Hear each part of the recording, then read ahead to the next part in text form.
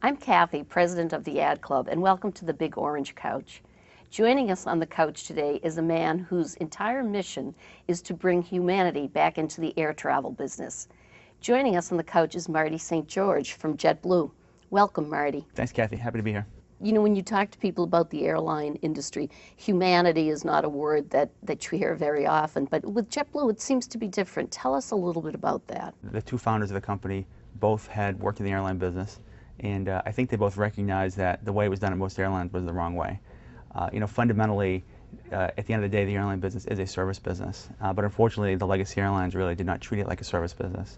So I think the founders took it as an opportunity to try to do something a little bit different and actually treat the airline business like the service industry it really is. So we started out with the mission of bringing humanity back to air travel, and from day one up through our year 10 right now, it's sort of the North Star for our crew members as far as how we want to serve our customers. JetBlue has gotten so much press of late from that flight attendant who decided to exit the airplane in a controversial fashion. But the real excitement around JetBlue is your incredible expansion, sort of your takeover of the East Coast. Tell us about that. We're just looking for market opportunities. You know, we have 5 key focus cities. New York is obviously our biggest one. We're the biggest domestic airline in New York. Our second biggest one is Boston. As of earlier this year, we're now the biggest airline in Boston. We also have focus cities in Orlando, Fort Lauderdale, and Long Beach, plus a growing operation in San Juan, Puerto Rico. But it's just opportunities. It's places where customers have really responded very, very well to the JetBlue experience. We couldn't be happier with our experience in Boston. Customer response has been great, and we've continued to grow and grow and grow. We're really happy to be the biggest airline here now. We're expanding in Terminal C with the goal of ultimately just giving a better and better service product to our customers. And are you looking to expand your market with the business traveler as well? We are. We really made our reputation on being a leisure airline and bringing people to vacations, visiting family, relatives, etc. But we're seeing more and more that business travelers are very responsive to the value proposition. One thing we did, I guess probably 2 years ago, and we continue to evolve, is a product called Even More Legroom. Now, interesting thing about JetBlue is, the value proposition. I think a lot of your watchers probably know. We have 36 channels of live TV, 100 channels of XM radio. The one thing that may not be as well known is that we have the most legroom of any airline, of any coach product in the industry. But what we're really hearing from business customers is that they're getting a little bit tired of the rat race that they have on legacy airlines. They continue to work to become an elite customer. They have a really bad coach experience with the off chance that occasionally they might get upgraded.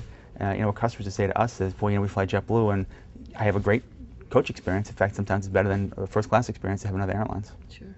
You just recently wrapped up an agency search, and your new agency of record is Mullen.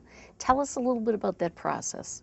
We really weren't familiar with Mullen before the process. We'd seen some of their work that we liked, but they did a fantastic pitch. And it's interesting because when we came down to it, I think when we walked into the process, we had sort of handicapped who we thought would be in there. I don't think any of us thought that Mullen was going to be a finalist, but their pitch was outstanding. They just had won a Maven Award for some of the research that they did. And I think it's not just the ability to do good creative, but their comms planning, their media planning, it was just top notch. The core lesson to me was they did a very good job of identifying who the right target customer is for JetBlue. And it seems like it's definitely a younger, hipper target. Our demographic, it's not going to be defined by age, but I will say this much, our customer base in general is younger than the legacy airlines and more affluent. Now, Marty, tell us a little bit about you. From what I understand, your career has been up in the air for many years. I grew up in Boston. I actually was born in Hyde Park, ended up in Hingham. I went to BC High, I went to MIT, actually got an engineering degree, and ended up working on the strategy side in the airline business. So I worked in airplane scheduling, so it's trying to figure out what cities to fly to, how many flights a day, things like that. And I just really get excited with the customer side of the business because I can go into the airport, an airport full of people, and I get excited because I really like the service side. So moving to marketing, I think was a natural transition for me, and it's been great. I love it. And how long have you been in this job with JetBlue? I'm in my 5th year at JetBlue, and I was 18, 19 years in other airlines before that, and it's a very different world. I'm very, very blessed. I mean, the one thing, it's a great opportunity as a marketer is to actually be marketing a product that people really, really like. You can do a great job getting someone on the airplane, but once they actually go through the experience, they say, God, why did I do that? I don't worry about that at JetBlue. If I can actually convince someone to fly JetBlue once, 9 times out of 10, they're going to say, that was a great experience and I can't wait to do it again. So it's actually very liberating. It's a very easy product to market. My job's very easy, Kathy. I don't believe that for a minute. Your competitors do a very aggressive campaign around the fact that your bag flies free.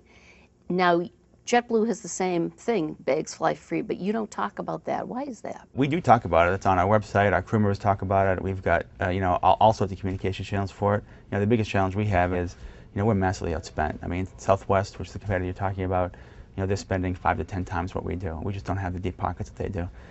You know, maybe they're charging, maybe the fares are too high. They can afford all this advertising. I'm not really sure, but we don't have that kind of money, unfortunately.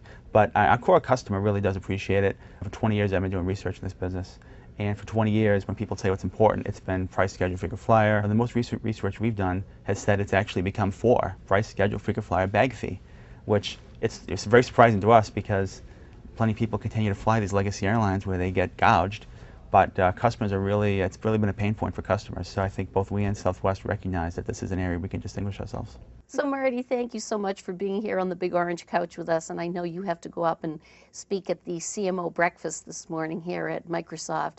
So thank you so much for coming up from New York. We appreciate it. Thank you very much. Happy to do it. Thank you.